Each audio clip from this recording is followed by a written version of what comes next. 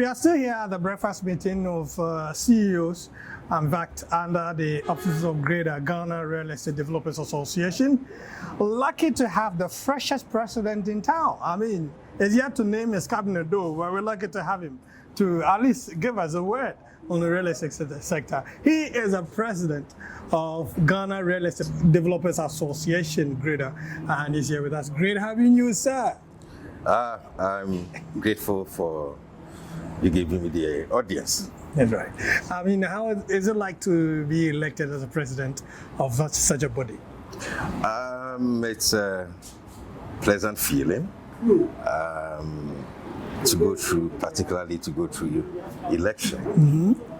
So it gives you a taste of what the country's presidents go through. That's right. Sleepless nights and all that, you know. So it's a joy and a privilege as well to be able to serve humanity in the capacity of GREDA president. So that is for me my foremost joy. Yeah. Now you're the president of a body that provides roof over our heads. Sure, and we'll try and do more in the coming months and in the coming years. Yes. Okay. So I mean, what direction do you intend to take GREDA to? Look, this council, we are following up from where we started off. We have a few things in the pipeline we want to clear, and top of that is the affordable housing agenda. Following that, we will be dealing with the issues that have to do with the review of the laws that govern our industry, and then also we'll be looking at our office complex. So these are three key things on our mind. At the end of our tenure, we would wish, with the grace of God, that we would have achieved at least one of them, which is the affordable housing or the office complex. Yeah. The issue of affordable housing appeared to be on the front burner. Everybody is talking about it here at the program, and I heard the minister, Asen Subachi, talk about it briefly, and some of your members have had a chance to also talk, touched it. What direction? What are the things or the steps you intend to take with your body to have that dream come true? Well, I think I mentioned during my inaugural speech that we have signed a contract with government for affordable housing. On our own, as developers also, we're coming up with our own plan. We'll be announcing that very soon. We intend to launch another GREDA estate, and we want to see that happen and concluded before the end of the tenure of this Executive Council, which is 3 years. Yeah. And when you say you have a contract with government for affordable housing, how affordable? What is the amount that you consider affordable for the ordinary Ghanaian? Well, the word affordable is relative. So, but in this particular context, the government is going to provide infrastructure. So it will take like 50% of the cost of the houses out. So we are looking at, houses costing $25,000. Dollars or Ghana cedis? Dollars. Okay. $25,000 to $35,000. Dollars for 3-bedroom house, $25,000 for 2-bedroom house, or even less. We're trying to push it, down further, and so on and so forth. So I think that is really a very powerful, price, dip. Government itself is even looking at about $50,000 as the highest for a 3-bedroom house. So if we can do around $35,000 for a 3-bedroom house, I think that we are well within the government's vision. And when you say government, you're talking about maybe what state housing is doing, or no? We have a special arrangement with Works and Housing Ministry, and so that's what I'm discussing. What the government is doing through state housing is a direct intervention. What government wants to do with us is an indirect, it's a public-private partnership that we want to execute, like it was done with GREDA. We have GREDA estates at Teshi, like how it was done. It was a government program through a government agency, SNET, and it was executed perfectly. So we are looking at the same type of collaboration this time to deliver on those affordable housing contract that I'm talking about. Yeah. Now there's a major issue about the economy worldwide and the impact there. You and your members, when they talk to you, how are they feeling? Well, everybody seems to be complaining, and it's only natural because whatever happens, in the world economy affects us here, if not more here, because we are not insulated against that. It's our prayer and hope that things will improve much quicker, i.e. the stability of the cedi against the dollar and other currencies, because most of the building materials that we use at this moment, about 70% of that is imported, and so it's having a carrying on effect on the industry. Going forward, we hope to change a few things. In my speech, I mentioned the change in methodologies and then the change in the materials use mix in the things that we do. So these are the things that in the medium to long term we will be able to do to counter any of these things happening to us again in the future. We're using local materials to develop our houses. Are Ghanaians buying homes? The homes that you build, are they bought by expatriates or, Ghanaians?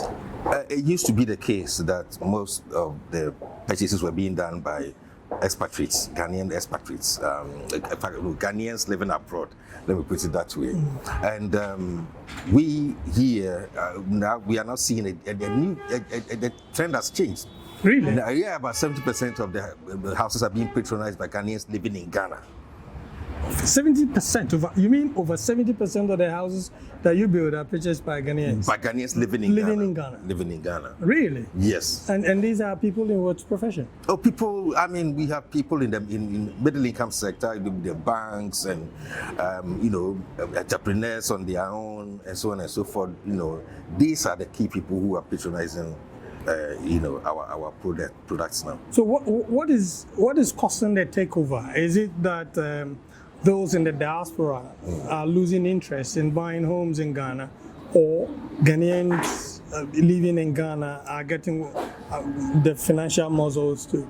I think that if you look at the classification by the experts, we were recently upgraded to middle income, lower middle income. Yes, so it tells you that the disposable incomes of people are increasing over time, and for us, that is the reality that's reflecting in the purchasing power, the usability locally to patronize our houses, albeit through mortgages. But previously, most of them didn't qualify for mortgages.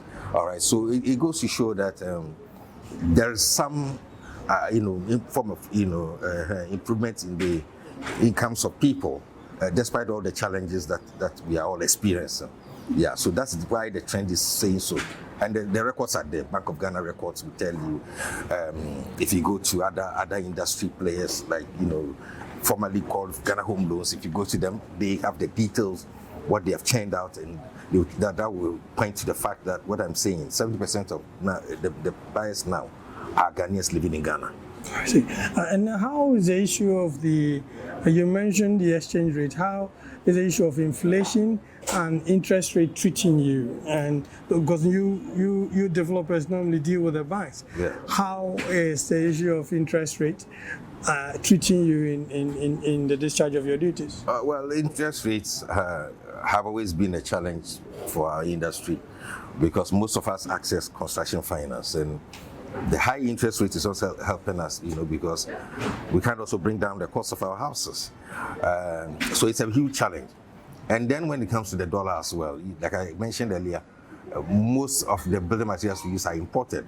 So when the dollar, begins to appreciate against the cedi, it becomes a problem because we sell these houses in cedis, and then we have to buy these dollar materials in dollars again to build new houses. So it's a huge challenge, and we can't wait for it to be brought under control somewhat, and we hope that we can begin to have cheaper construction finance to help us churn out cheaper houses.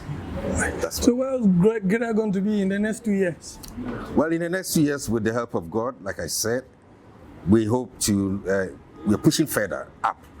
And you can see that GREDA's presence now is quite felt. You can feel GREDA's presence. We want to take it a notch higher through digital marketing, through we use all the social media platforms to try and push our agenda through mediums like yourself. Especially on Real Estate Times Africa. Exactly. Through mediums like yourself, we're going to patronize you more. Our members are going to patronize you more to send our messages out there to let people know that we are here to help, bridge the deficit, the housing deficit.